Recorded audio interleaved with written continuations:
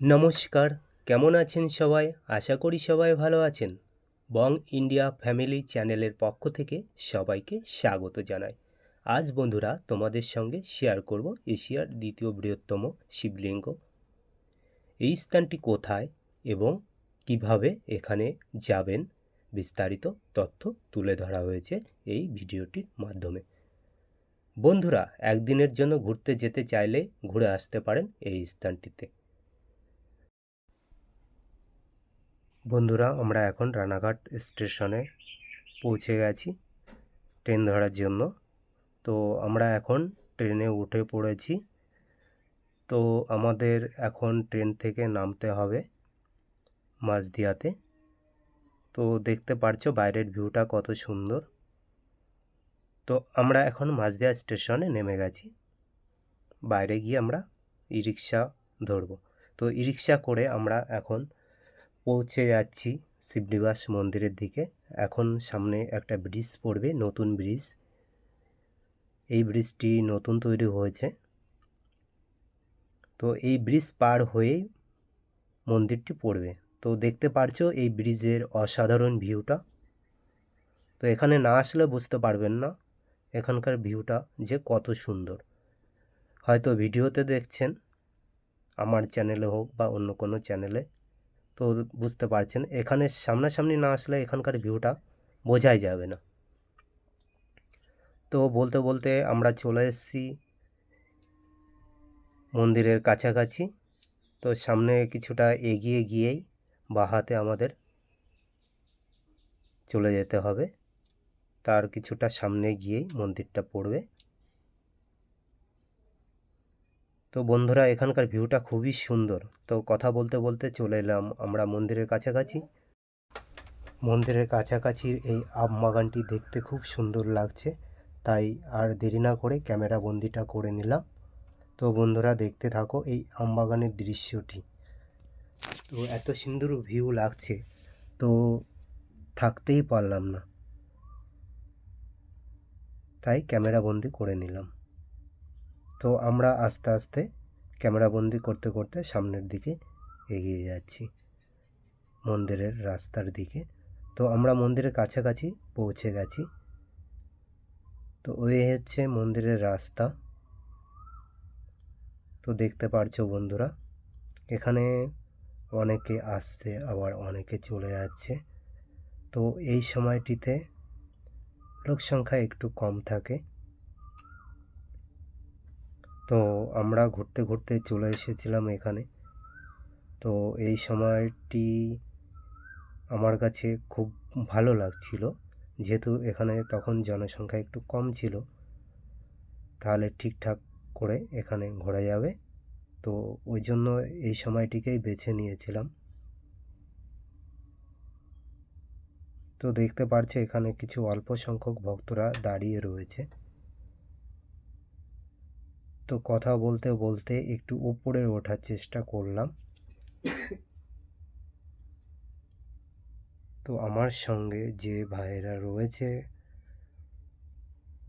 ওরা একটু উপরের দিকে উঠছিল, তো আমিও সেই সঙ্গে উপরে উঠে এসেছি।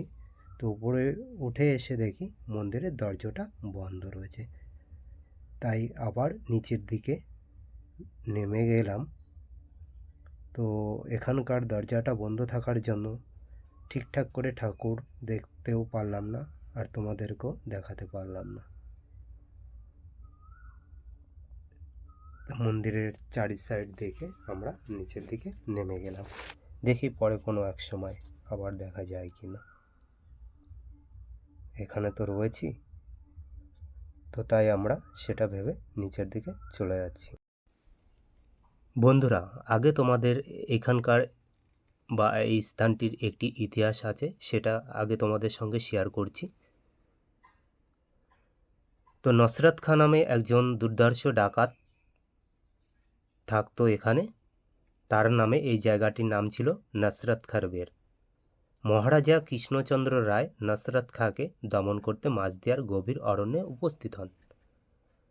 ডাকাত দমনের পর তিনি এক রাত বিশ্রাম নিয়ে পরের দিন সকালে নদীর জলে মুখ ধুতে যান। তো এই সময় নদীর স্রোতে একটি রুই মাছ লাফিয়ে এসে রাজা মহাশয়ের পায়ে এসে পড়ে। এই দৃশ্য দেখে কৃষ্ণরাম নামে মহারাজের এক আত্মীয় তিনি বলেন, এই স্থানটি একেই অত্যন্ত মনোরম, তার উপরে রাজভোগ্য সামগ্রী নিজে নিজে মহাশয়ের কাছে উপস্থিত হচ্ছে। এই স্থানে বাস করলে রাজা মহাশয়ের নিশ্চয়ই উপকার হবে। তৎকালীন বর্গীদের আক্রমণ থেকে সুরক্ষিত থাকার জন্য মহারাজ একটি ভালো জায়গা খুঁজছিলেন। এই স্থানটি মহারাজের পছন্দ হয়েছিল, তাই তিনি নদিয়ার রাজধানী সাময়িকভাবে এখানে স্থানান্তরিত করেন। চূর্ণী নদীকে নির্দিষ্টভাবে কেটে এই স্থানটিকে সুরক্ষিত করা হয়, আর এই স্থানের নাম বদলে নতুন নাম রাখা হয় শিবনিবাস। এই নামটি রাখা হয় শিব ঠাকুরের থাকার জায়গা, অর্থাৎ শিবের নিবাস, সেই অনুযায়ী শিবনিবাস। এইখানে মহারাজা কৃষ্ণচন্দ্র রায় 108টি মন্দির প্রতিষ্ঠা করেছিলেন ও একটি প্রাসাদ নির্মাণ করেছিলেন। বর্তমানে 3টি মন্দির অবশিষ্ট রয়েছে। 4 চালার এই মন্দিরটির উচ্চতা 50 ফুট। পশ্চিমমুখী এই মন্দিরটি, এই মন্দিরের সিংহাসনে প্রতিষ্ঠিত আছে কালো পাথরের রামচন্দ্র ও অষ্টধাতুর সীতা ও সাথে অনুজ লক্ষণ। এছাড়াও শিব, কালী, গণেশ, সরস্বতী ও শ্রীকৃষ্ণ। 1762 সালে মহারাজা কৃষ্ণচন্দ্র রায় এই মন্দিরটি প্রতিষ্ঠা করেন।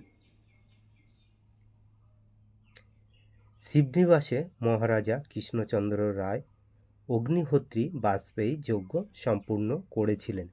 এই যজ্ঞ কাশী, কাঞ্চি প্রভৃতি স্থানের বিজ্ঞ পণ্ডিতরা এসেছিলেন। সেই পণ্ডিতরা অগ্নিহোত্রী বাজপেয়ী আখ্যা দেন মহারাজা কৃষ্ণচন্দ্র রায়কে।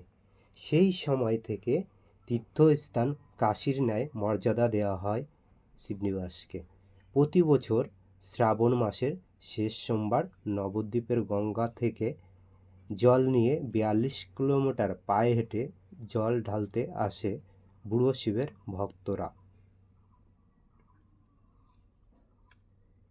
ইতিহাস থেকে জানা যায় 1824 সালে বিশপ হেয়ার সাহেব নদীর পথে ঢাকা যাওয়ার সময় এই মন্দির ও রাজপ্রাসাদ দেখে মুগ্ধ হন এবং এই মন্দিরের সম্বন্ধে তার একটি লেখা 1828 সালে লন্ডনের সংবাদ মাধ্যমে প্রকাশিত হয়।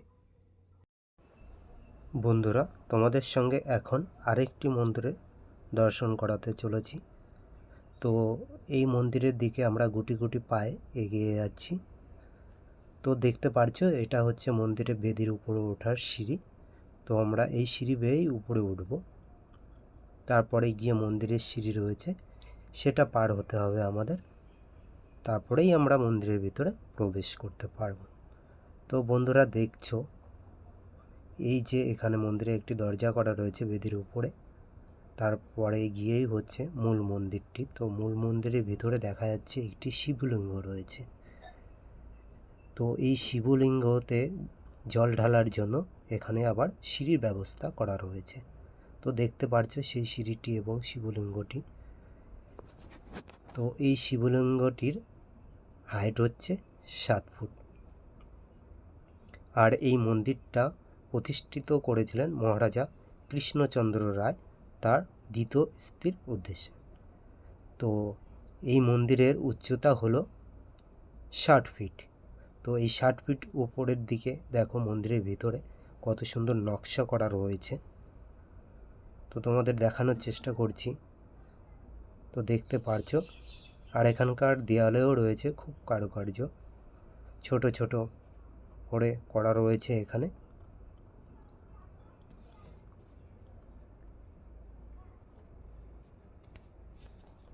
এখানে আসলে দেখতে পারবেন, খুব সুন্দর জায়গা এটি, আর ভিতরে পরিবেশটাও খুব সুন্দর আর দেখতেও খুব ভালো লাগছে।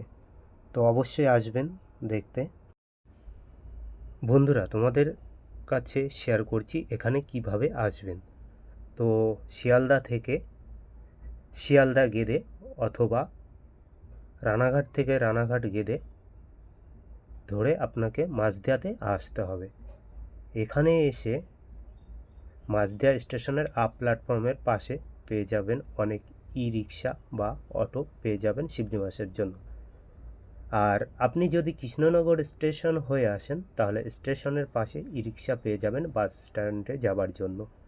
তো বাস স্ট্যান্ডে এসে কৃষ্ণনগর মাঝদিয়া রুটের বাস ধরে শিবনিবাস বাস স্ট্যান্ড অথবা শিবনিবাস মোড়ে নামতে হবে। শিবনিবাস মোড়ে নেমে ই রিক্সা করে বা পায়ে হেঁটে যেতে পারেন মন্দিরে। শিবনিবাস বাস স্ট্যান্ডে নামলে আপনাকে পায়ে হেঁটে বাসের সাঁকো পার হতে হবে মন্দিরে যাবার জন্য। তো মন্দিরে যাবার জন্য ঘাট পার হতে মাথাপিছু টাকা নেবে। আর একটি রাস্তা আছে, সেটি হলো তারকনগর হল্ট স্টেশনে নেমে ই রিক্সা বা অটো করে সোজা মন্দিরে প্রবেশ করতে পারবেন। এটি হচ্ছে রাজরাজেশ্বর মন্দির। রাজা কৃষ্ণচন্দ্র রায় এই মন্দিরটি স্থাপন করেছিলেন তার প্রথম স্ত্রীর জন্য। তো এই মন্দিরের ভিতরেই রয়েছে এশিয়ার দ্বিতীয় বৃহত্তম শিবলিঙ্গ। পূর্ব ভারতের সবথেকে বড় শিবলিঙ্গ এইটি। তো এখনো পর্যন্ত যারা দর্শন করেনি তাদের উদ্দেশ্যে বলছি, অবশ্যই একবার চলে আসুন দর্শন করতে, দেখবেন আপনার মন ভালো হয়ে যাবে। উঁচু ভিত্তিবেদির উপর মন্দিরটি স্থাপিত হয়েছে।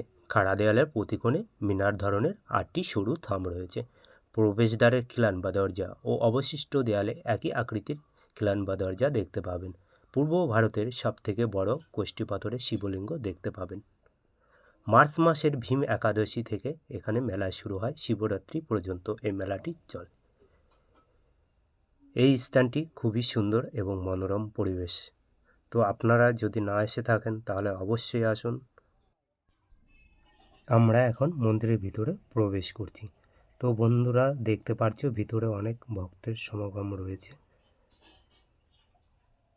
তো সবাই বাবারকে দর্শন করছে। তো দেখতে পাচ্ছো এখানে ভক্তরা দাঁড়িয়ে দাঁড়িয়ে প্রার্থনা করছে মনে মনে।